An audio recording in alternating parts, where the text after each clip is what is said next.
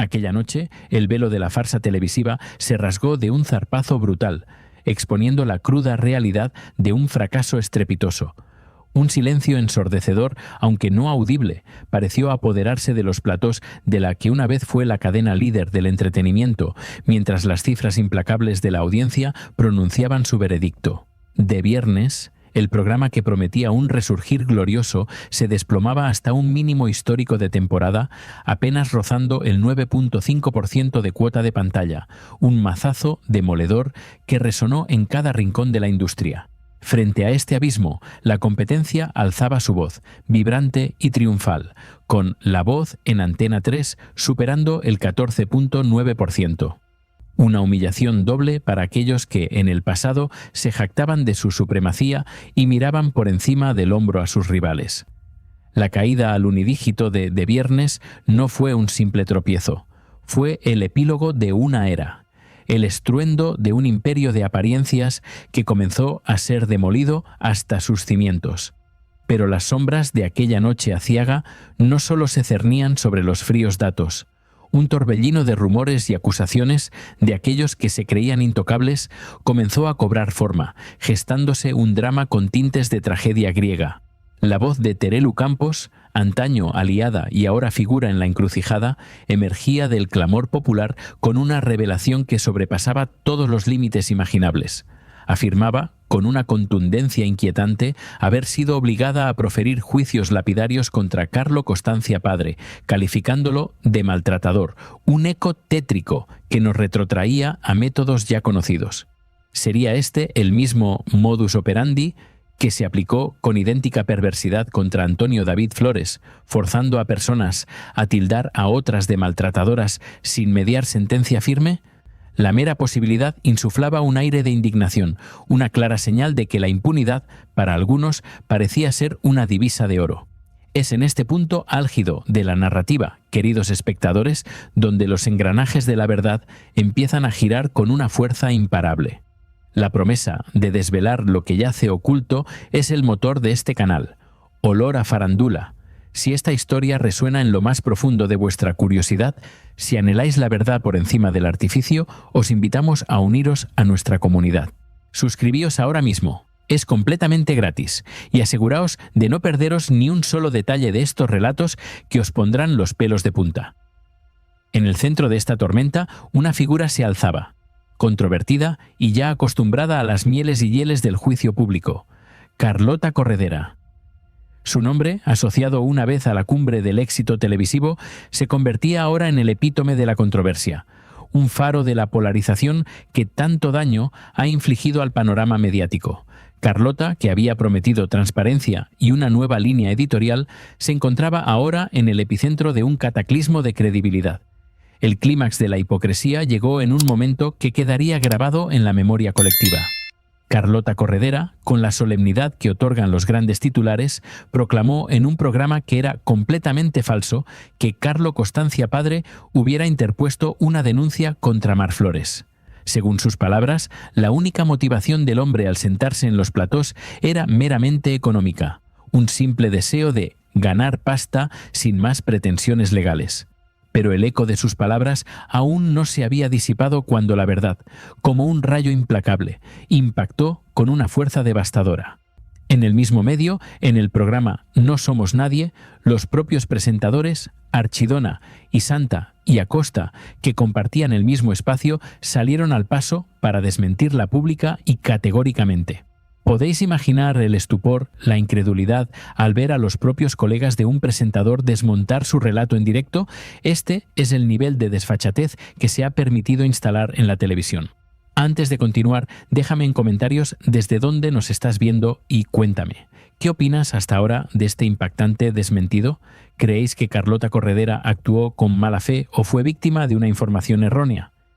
La revelación de la existencia de una papeleta de conciliación fue la estocada final, un golpe de gracia que despojaba a las palabras de Carlota de cualquier atisbo de verdad. Aquel documento no era un simple papel, era la prueba fehaciente de un acto previo, ineludible en el ámbito legal, que precede a cualquier denuncia formal. Este hecho, tan elemental para cualquiera que conozca el más mínimo resquicio del sistema judicial, se presentó como la prueba irrefutable de que Carlota había falseado la realidad. Es aquí donde surge la pregunta ineludible, una interrogante que se eleva por encima de la farándula y se adentra en el terreno de la ética profesional. ¿Dónde quedaron los principios del periodismo, esa disciplina que exige rigor, veracidad y la contrastación de fuentes? Aquellos que se autoproclaman adalides de la información, ¿dónde tienen sus títulos, sus credenciales, si demuestran una ignorancia tan flagrante sobre procesos básicos? Perdonadme la vehemencia, pero si lo que se enseña en una facultad de periodismo desemboca en tales atropellos, uno preferiría no ir, quedarse en casa y buscar la verdad por sus propios medios. El comportamiento de Carlota Corredera, al llegar a este extremo, no solo evidenciaba un desprecio por la verdad, sino una posible instrumentalización de la misma.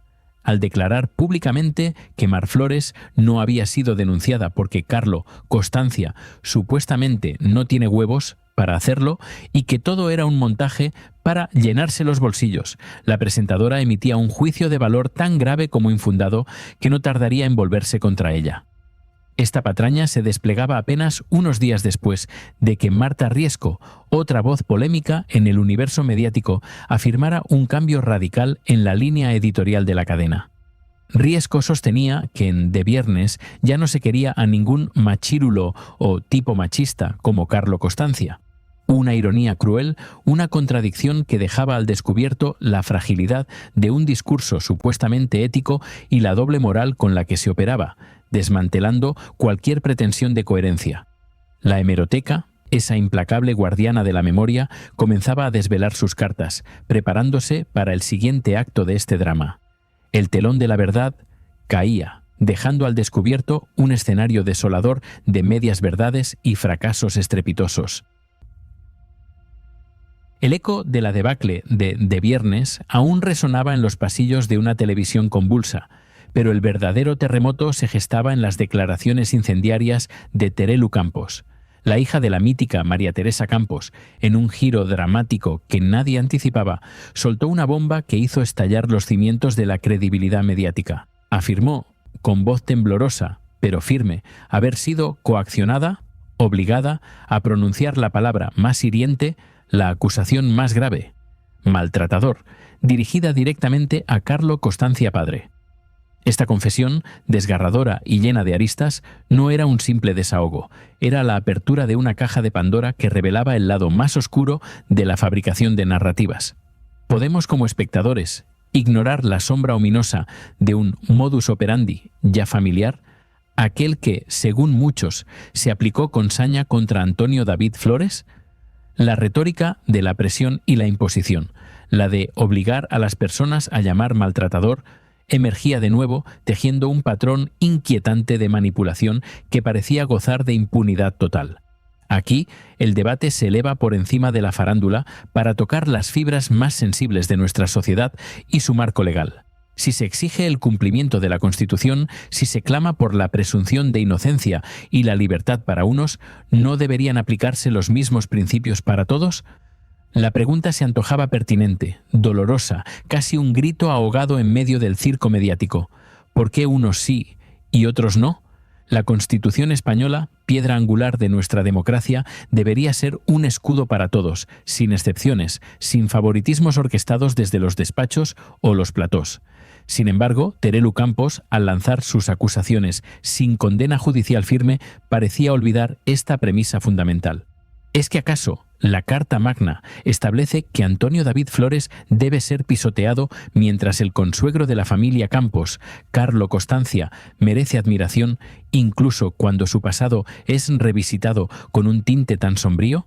La incoherencia era palpable, un insulto a la inteligencia y a la justicia.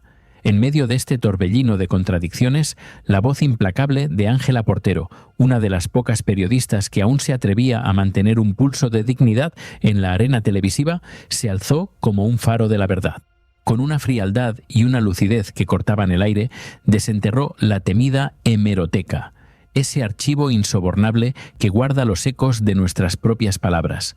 No hubo piedad en su repaso, un recordatorio brutal de la volátil trayectoria de Terelu Campos. Portero enumeró con precisión quirúrgica las veces que Terelu había acudido a diversos platós entre los años 2003 y 2009, desde Salsa Rosa y Dolce Vita hasta El Ventilador, A tu lado, Crónicas Marcianas, La Noria y Supervivientes. 20 años sin abrir la boca sobre ciertos temas y, de repente, la urgencia de hablar de maltrato. Este viaje al pasado de Terelu, desgranado en directo, ponía en evidencia no un discurso sobre publicidad o la vida personal, sino una constante, una obsesión por ciertos temas que se activaban o desactivaban según la conveniencia del momento. «No viniste a hablar de publicidad», sentenció Portero con una ironía devastadora que dejaba a Terelu sin argumentos, con la verdad de sus propias apariciones televisivas golpeándola sin misericordia. La Noria de 2009, ese último bastión donde supuestamente la hermana Campos no abordaba el tema, se desmoronaba ante la inclemente exposición de su propia historia. ¿Podemos creer en un discurso que se contradice tan ferozmente con el propio historial de quien lo pronuncia? La pregunta retumbaba, exigiendo una respuesta. No era de extrañar, en este contexto de falsedades y manipulaciones, que las audiencias se desangraran de forma tan dramática. El 9.5% de cuota de viernes no era solo un número, era el reflejo de una audiencia cansada, hastiada de la mentira y la incoherencia. Frente a esta caída libre, La Voz en Antena 3 se alzaba triunfal, con un 14.9% y más de 3,5 millones de espectadores únicos, una bofetada sin mano para aquellos que se creían invencibles. Ángela Portero, en su intervención memorable, no solo expuso la hemeroteca de Terelu, sino que también defendió la coherencia judicial. «Tú no puedes entender algo como maltratador si no lo haces con otros», enfatizó, recordando que la ausencia de sentencia o condena firme para Carlo Costanza debía tratarse con el mismo rigor que para cualquier otra persona. La periodista reclamaba una aplicación universal de la justicia y la Constitución, sin sesgos, sin ideologías impuestas. Y aquí llegamos a un punto crucial: la intromisión de la política en la narrativa televisiva. No es un secreto que algunas cadenas, bajo la apariencia de servicio público, se convierten en altavoces de ideologías políticas, a menudo la del gobierno de turno. Resulta paradójico que mientras se exige la libertad y el respeto a la Constitución para unos, se pisoteen sistemáticamente esos mismos principios para otros, en un ejercicio de cinismo que raya en lo patológico. Terelu Campos, con sus acusaciones y su aparente olvido de la Constitución en el caso de Antonio David Flores, encarnaba a la perfección esta doble vara de medir. ¿Acaso la Constitución dicta que a Antonio David hay que pisotearlo, mientras que al consuegro de la familia Campos, Carlo, hay que admirarlo? La pregunta, lanzada al aire con sarcasmo, desnudaba la verdad de una manipulación burda y descarada. Lo verdaderamente sorprendente es cómo, 30 y tantos años después, se siguen sacando a relucir estas acusaciones de malos tratos, sin condenas firmes. Y más alarmante aún es ver cómo todas las voces que se alinean con ciertas narrativas, que cumplen con esos requisitos ideológicos, encuentran un hueco en la televisión pública, en Televisión Española, financiada por el contribuyente. No se trata de estar en contra de la cadena, sino de cuestionar la normalidad de una situación que parece más un servicio a una ideología política que un auténtico servicio público. La cadena pública, que debería ser un espejo plural de la sociedad, se ha convertido, según muchos, en un bastión de una única línea de pensamiento. Rara vez se ve a alguien con una perspectiva conservadora debatir en sus platós, a menos que sea para trivializar su participación en un reality. Es incomprensible cómo una cadena puede subsistir así, perdiendo la confianza de gran parte de la población y alejándose del principio de imparcialidad que debería regir su existencia. Mientras tanto, en Telecinco se perciben los primeros signos de reculada. Las afirmaciones de Marta Riesco sobre un cambio en la línea editorial, aunque quizás prematuras, revelan una inquietud interna. Si la cadena ha decidido virar el rumbo, ¿hacia dónde se dirige la información, la verdad, en este laberinto de intereses y contradicciones? Más allá de la figura de Carlo Costanza padre, cuyo caso, según muchos, se cae por su propio peso, al no ser normal sacar un presunto maltrato casi 40 años más tarde, la polémica se extendió a un nuevo frente. Pachi, colaboradora del canal de Antonio David Flores, dedicó un post a Terelu Campos que destilaba una indignación justificada, una respuesta contundente a la confesión de la Campos.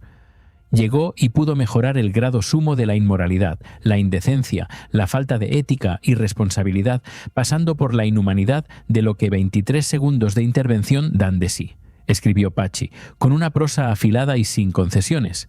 La idea de que a Terelu le pidieron o la obligaron a llamar maltratador a alguien se convirtió en un reconocimiento tácito de una tamaña barbaridad, que no dejaba lugar a dudas sobre la instrumentalización de las personas en los platós. Para aquellos que nunca dudaron de la inocencia de Antonio David Flores, la declaración de Terelu fue un bálsamo, una victoria moral en una batalla encarnizada contra víboras que intentaron destrozar su vida. El comunicado de Pachi, cargado de verdad y justicia, no podía tener más razón, reflejando el sentir de muchos que se sintieron representados en esas palabras.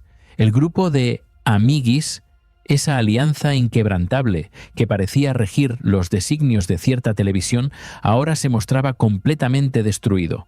La relación entre Carlota Corredera y Terelu Campos pendía de un hilo, si es que aún existía, marcada por las recriminaciones mutuas y la exposición pública de sus desavenencias. Pero la brecha más profunda se abría entre Rocío Carrasco y Terelu Campos, una grieta que se ha ido ensanchando durante meses, incluso años, desde la trágica muerte de María Teresa Campos.